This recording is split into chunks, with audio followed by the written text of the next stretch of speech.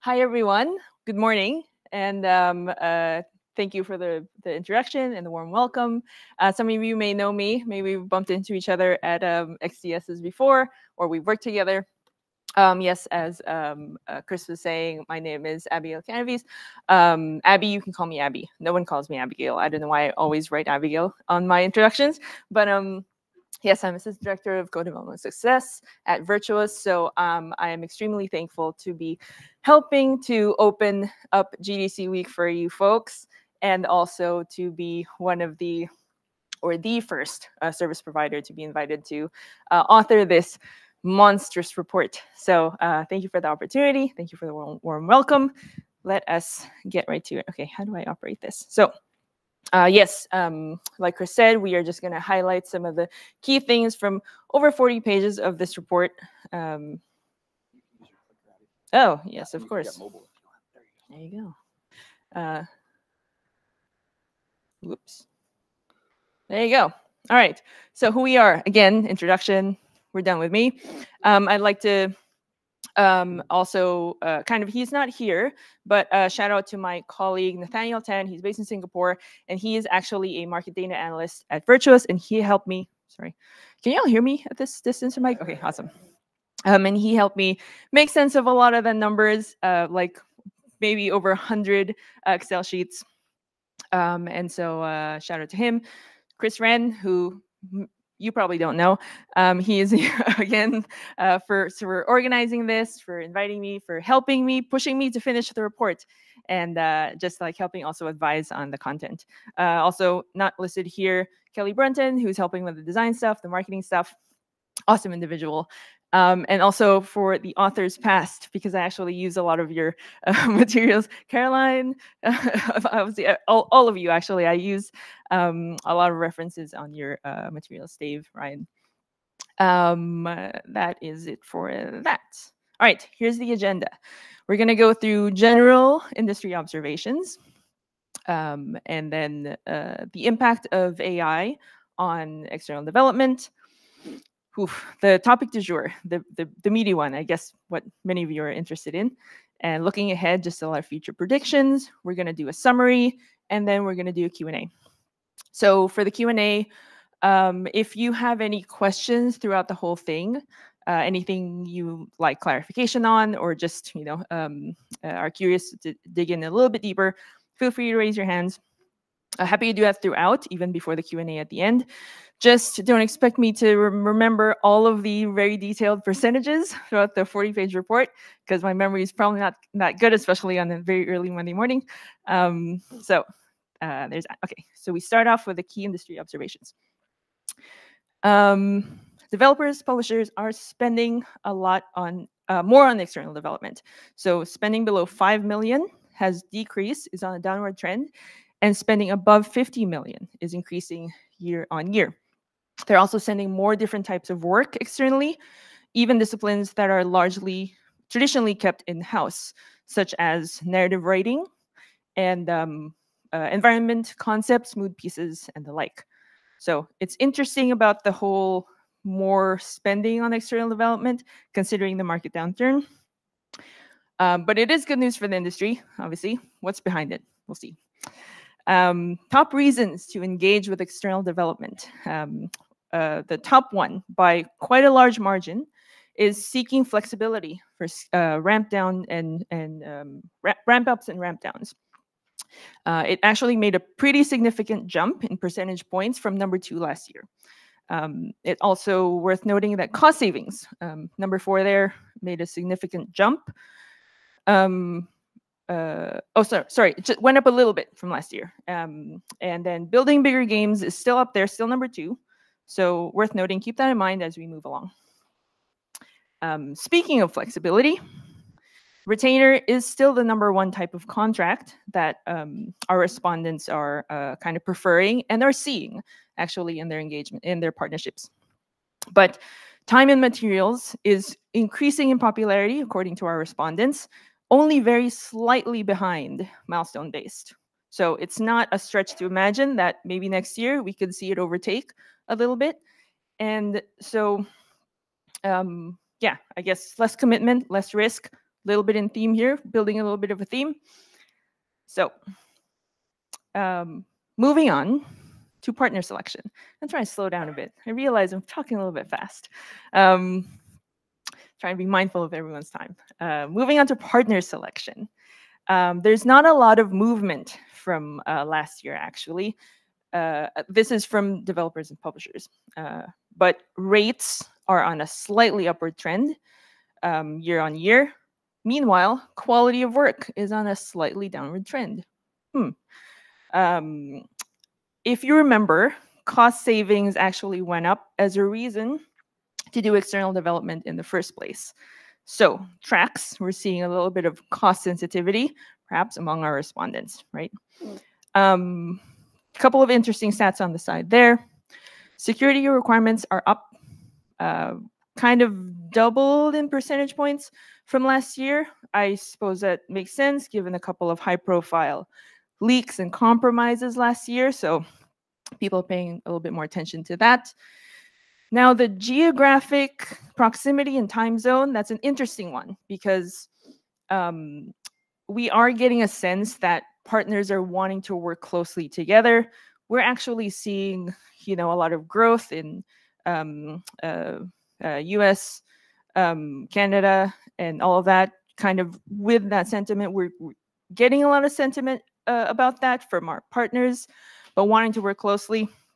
But still, this is what the survey says. So it's possible that when asked, when pressed, some of our respondents are like, yes, it matters, but it doesn't matter that much if we can get good value for, our spending. So I suppose there's something to consider there. Next, when selecting new client projects, so new projects from new clients, this is what service providers are considering. Potential for future projects is top, and prestige of the project and client. So it seems like they're prioritizing long-term gains. I say I detach myself from the group just for the purpose of this presentation. But favorable rates are still a top criteria, so there's still something there. Prestige of the project / client, which is number 2, actually was on a decline from last year, but it's back up this year. So in that theme of kind of prioritizing some long-term benefits. Learning opportunity there on the side.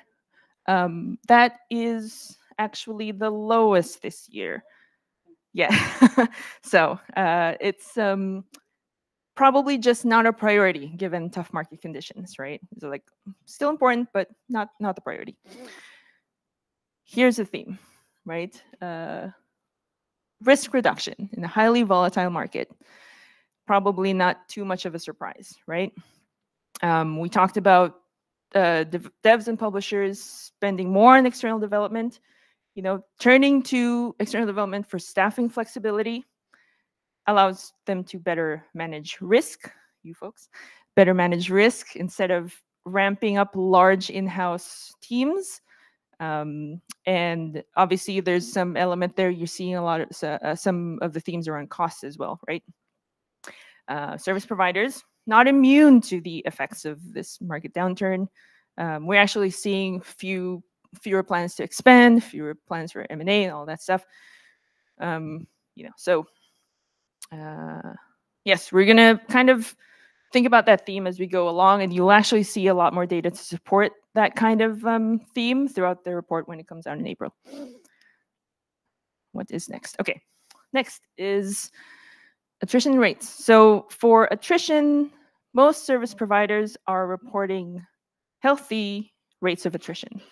Below 10%, that's 78% of our service providers. Meanwhile, there is a notable increase among those who reported over 50% attrition. So it suggests a few, layoffs, studio team closures. Rates, yes, 40% are only less than half, basically, are reported increasing rates in the past year. More service providers are also, compared to last year, holding off on rate negotiations. So I suppose they are responding, to their partners' needs to keep costs down, trying to stay competitive, given those priorities from their partners. All right. So top issues from our respondents. So for devs and publishers, a lot of the focus is on project-related issues. So poor quality, communication challenges, pipeline setup, iteration. Lack of capacity, which is at 5th, barely made the cut, actually, despite being the highest reported one last year. So really big fall there. And then for service providers, I highlighted a couple of things there because those are actually the two biggest upward shifts from last year. There's the acquisition, financial insolvency, tracks from recent themes. And financial insolvency was actually in the last place from last year. So it's pretty big jump to number 4. It was like over a dozen choices. So a pretty big jump. All right, now we're going to get to AI. For the impact of AI in external development. As we all know, AI has been a part of game development since its inception, right? But things have kind of changed now, right? Generative AI and trying to more creative ways, different ways that AI is being used in actual production, right? So we're going to talk about that. If you were to guess, what percentage of all of our respondents reported already using AI for production? Any toss out some numbers? 10, 90, 70? What was that? 50? Okay. 31, right? So 31% are already using, and that's even across devs and publishers, service providers. 31 for devs, 31 for service providers. Roughly the same percentage are not, but are likely to do so in the coming year. So it's already quite open. Not quite the 90%, but it seems like we're getting there. These are the reasons why service providers are using AI. So 95% of those who reported already using AI are using it to increase their efficiency. 57, let me check that. Yes, 57% are using it to reduce costs to client. So that tracks, given the rate holds I mentioned earlier, and understanding the needs to keep costs down, but also protect a little bit of their revenues. They're looking for ways to increase efficiency and protect their margins. You'll notice stat at the bottom right there. 62% of service providers decline to answer. Interesting. What about devs and publishers? All right, this is what they're using it for. Concept art. This is not going to be a surprise. 2D art and illustrations. Engineering, some copilots. 3D art, game design. Now, 72% of developers and publishers refuse to answer. I wonder why. All right, we'll get to that. Yes. Now, we asked devs, publishers, and service providers whether they were approaching or being approached to collaborate using AI. And we did get some confirmation there. These are the areas in which they're having these conversations: concept art, 2D art, again, no surprises, QA, and localization. Here we go again. 56% of service providers and 67% of devs and publishers declined to answer. Okay, despite the survey being very anonymous, there really is a reluctance to share, what these stats, their position on AI use. And we're guessing that some of it has to do with some proprietary stuff, some exploratory stuff that they kind of not ready to share. And they feel like maybe even in an anonymous kind of thing, it kind of gets out there a little bit, maybe a little bit of reluctance there. And also maybe just uncertainty of how people generally view AI. So they prefer to take a little bit more of a spectator approach than actively joining these conversations just yet. That's just speculation. So how AI affects demand. Almost a quarter of service providers expect a reduction in demand due to known or perceived effects of AI, versus only 11% on the devs and publisher side. Could be perception, right? Like they're also seeing greater actual reduction. Could be that they think it's because of AI, could be not really, but perception counts, right? So that's something that is definitely, you're seeing how service providers are a bit more inclined. They're probably feeling greater pressure to kind of develop strategies around AI. Okay, yep. And throughout all of this, actually, concept art has stood out. Just keep in mind that concept art has stood out as a area in which AI is expected to make a big impact, is already being used a lot, right? So cost and revenue is relevant to that. Devs and publishers, 24% anticipate a shift, right, in costs downward, lower by 25%. So good thing, right? They're looking to it optimistically as a way to fulfill their objectives for lower production costs. Service providers, on the other hand, maybe not so optimistic outlook. 20% expect revenue to shift as a result of AI adoption. Anticipating a 15% average reduction in revenue. We talked about concept art. It's actually worth noting that concept art is still we're still predicting growth in concept art. Actually, I think my note is misplaced there. We'll see that more later, but we're predicting growth. So this is really largely about perception. So I think it's worth having more conversations about why service providers are, I mean, among ourselves as well, service providers are predicting that decrease in growth, because certainly the devs and publishers are not necessarily predicting that they'll be sending less of these work types externally. So speaking of risks, devs and publishers are kind of focused when asked about risks on ethical, legal, regulatory issues. You'll see in the dark lines, that's for devs and publishers, kind of that's really where their attention is when it comes to risk. Meanwhile, service providers, still important to them, those things, but job displacement is the top one. It tracks because art is actually the biggest service offering, you know, not just, we know this, but also very, very much supported by the data we collected over this survey. And so, you know, with the rise of generative AI, it tracks that people are feeling a little bit like this could be posing a risk to job security among service providers, more so than devs and publishers. So it's not all doom and gloom. Benefits. These are the top ones when we asked our respondents what they believe to be the benefits.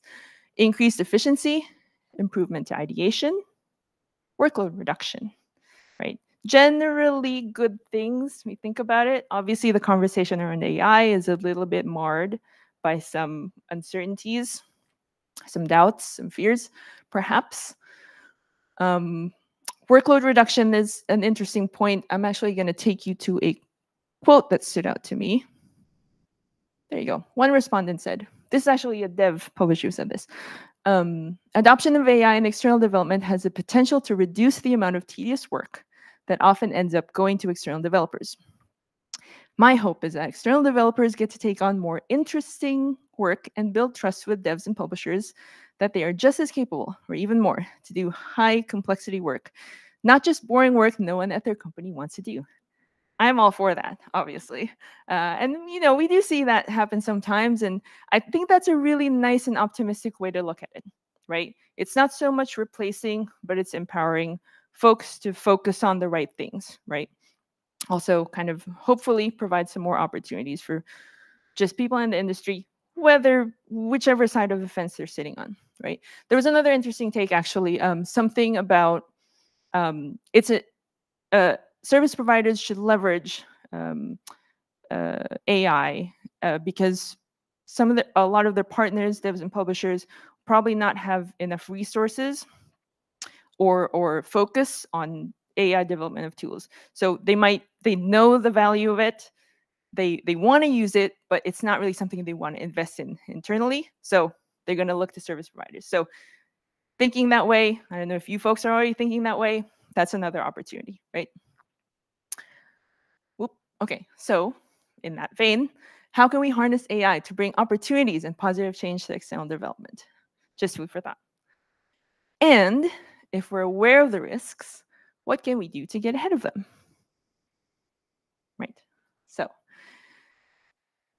loop, looking ahead. We're almost done, I promise. Top areas of growth. Here's you go, that misplaced note I talked about earlier. So localization and QA first. Those were actually the only significant decreases from last year's report, where that's where fewest people saw opportunity or predicted growth for external development specifically. Notably, these are two of the areas, if you recall, right, where devs and publishers were approaching service providers for collaboration using AI. QA and localization were among the top. But interestingly, concept art is still number 2. So there's that growth opportunity there. Everyone still sees it. Service providers may be a little bit more pessimistic, but there's obviously conversation to be had there about how service providers can continue to support.